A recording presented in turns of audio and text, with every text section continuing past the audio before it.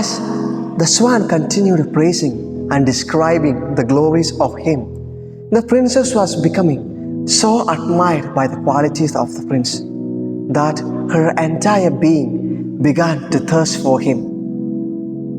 Love conquers all, the highs and the lows, the joys and the sorrows. Examples have been written and recorded in history by way of books and traditions, both religious and secular.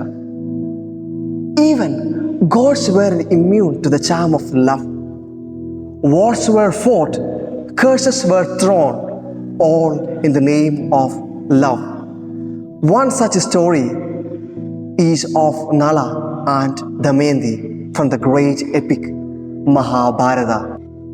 There was a young girl in a certain village. She had lost completely herself in a love with a person whom she had not seen or experienced before. The uniqueness of this love affair was the man she loved wasn't just an ordinary man, but the Almighty and Eternal God. And this girl was the girl from Nazareth who is named Mary. Sight, knowledge, experience, etc. are some of the basic prerequisites for one to be in love with someone. It's difficult, or we are limited in terms of loving someone whom we have not seen or experienced before. Then how could Mary possibly fall in love with someone whom she had not experienced before? Sometimes it could be possible in great myths and epics.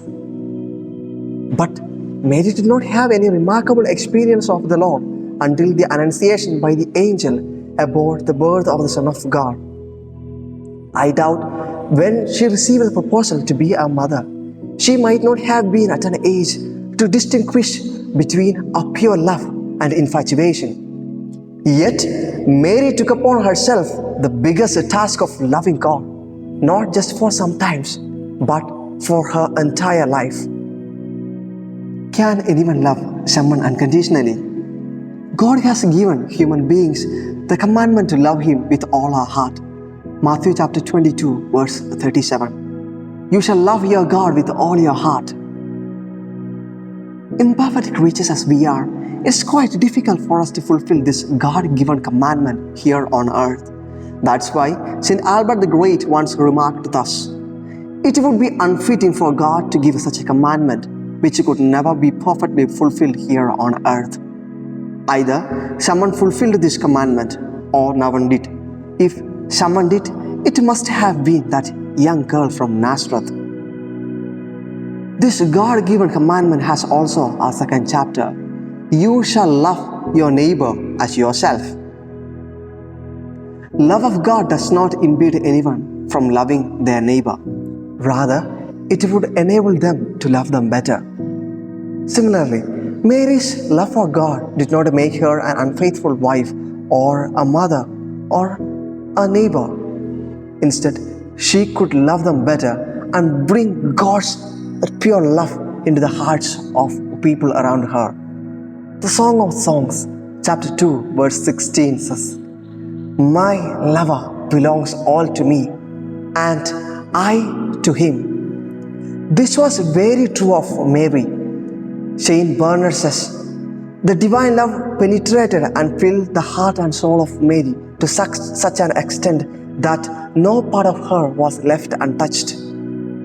She loved with all her heart, soul, and strength, and she was full of grace.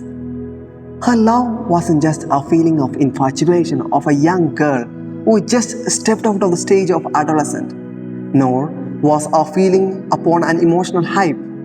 This would be proved from her later life, which she lived in total fidelity to God and neighbor. Her life was tested when her beloved son was lost in the temple. Again later, when he was mocked, crowned, scourged, nailed, and when she beheld the lifeless body of her beloved son.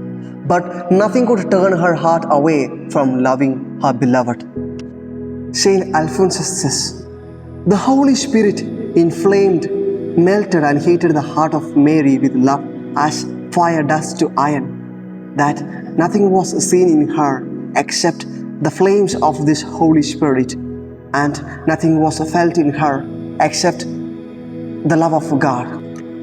Saint Thomas of Villanova says, "The bush seen by Moses, which burned without being consumed, was a true symbol of the heart of Mary." Again, Saint Germanus says, "The altar of propitiation, on which the fire was never extinguished day or night, was a true symbol of Mary." God, who is love, came into the world in order to kindle His divine love into the hearts of people. But in no hearts did He kindle so much love than in the heart of His own mother. Dear friends, as we live our life, sometimes we might get lost into the activities and responsibilities. Then the life of love that we have chosen can suffer. Then the beloved would ask us weeping, "Yet I hold this against you, that you have forsaken the love that you have at first. Consider how far you have fallen." Revelation chapter 2 verse 4. Our love never remains the same. It constantly changes. It's difficult for us to love a person the same way always. There will be times when we love someone so dearly, but at times very little.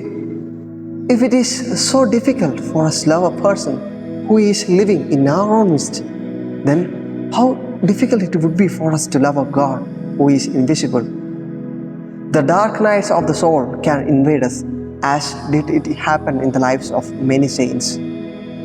Then we may feel that we are lost, fed up, damned. However, Mary, the Mother of God, helps us in our struggles to love God, whom we may not have experienced in a tangible way.